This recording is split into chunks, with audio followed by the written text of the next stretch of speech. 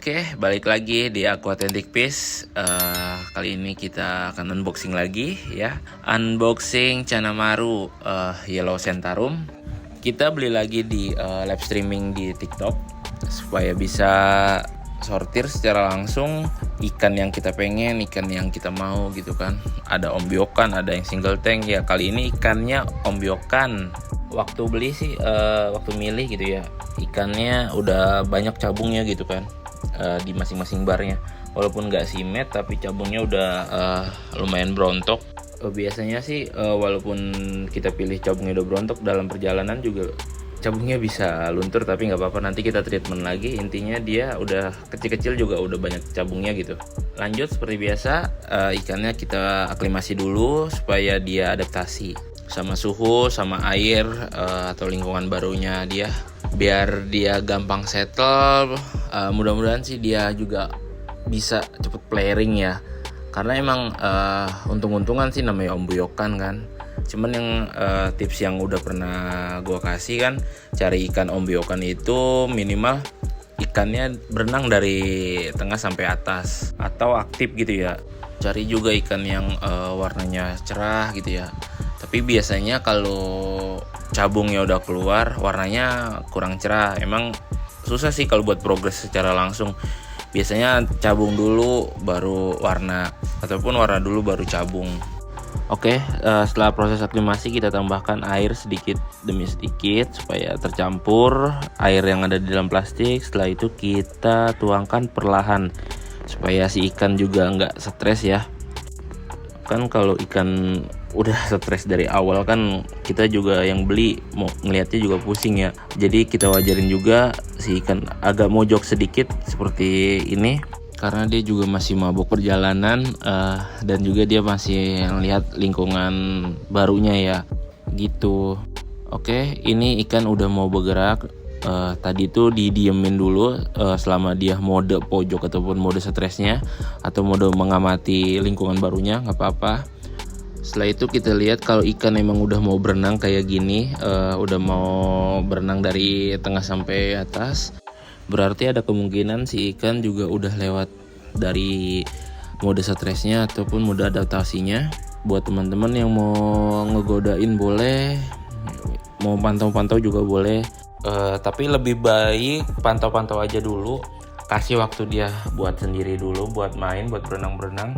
Takutnya kalau ikan baru nyampe udah digoda-godain, takutnya dia malah mental down ya, malah makin susah, udah nguncup susah, repot lagi nanti progresnya.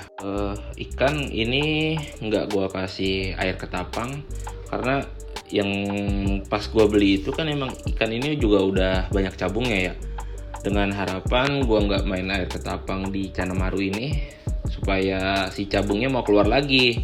Karena yang tadi udah gue bilang juga, ikan di sellernya udah banyak cabungnya, calon bunganya udah banyak. Pas dalam perjalanan bisa aja rontok, karena emang cabung itu masih bisa luntur gitu ya. Kecuali udah bunga ya. Kalau bunga mungkin karena udah sisiknya udah matang, sisik matinya udah matang gitu. Kayak ikan yang ini juga dalam live semalamnya itu sebelum gue CO, itu emang cabungnya udah berontok, udah banyak lah cabungnya, udah di setiap bar. Walaupun ikan yang nggak simet tapi cabungnya banyak juga, wow juga kan gitu. Jadi ini treatment buat Chanamaru kali ini gue nggak pakai air ketapang, dengan harapan supaya warna yang nggak naik dulu, kita fokus ke calon bunga supaya jadi bunga. Setelah itu baru kita main treatment warna gitu ya. Dan gue juga pernah nanya-nanya juga sama teman-teman, sekalian sharing gitu ya, sekalian juga praktek.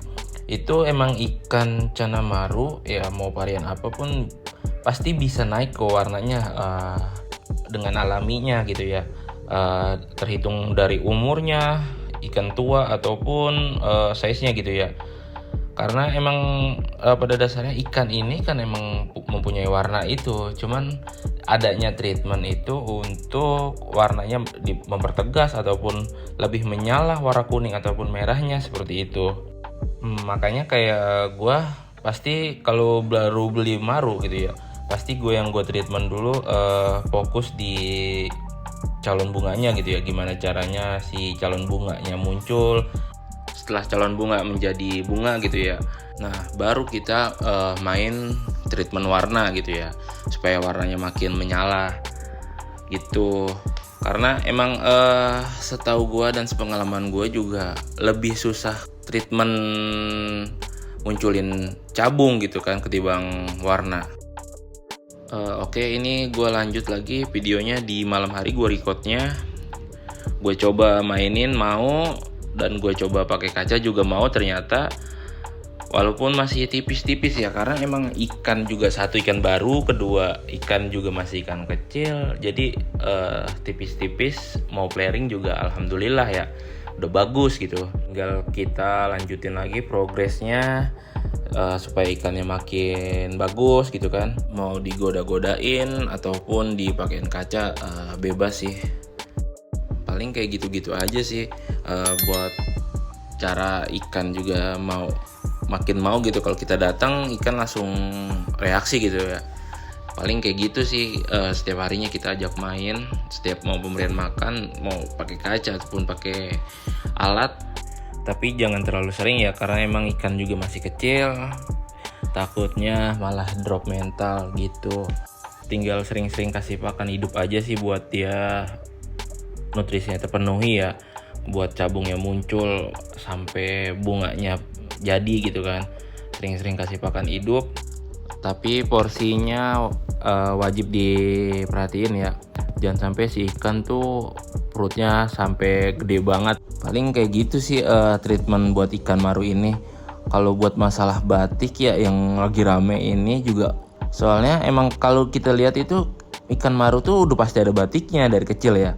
Cuman buat nahan batiknya supaya tetap tebal gitu ya, ataupun makin tebal, itu agak tricky gitu ya. Satu sisi treatment cabung atau bunga itu bagus di air tua, satu sisi nahan batik ataupun bikin tebal atau mempertegas batik itu sering-sering ganti air.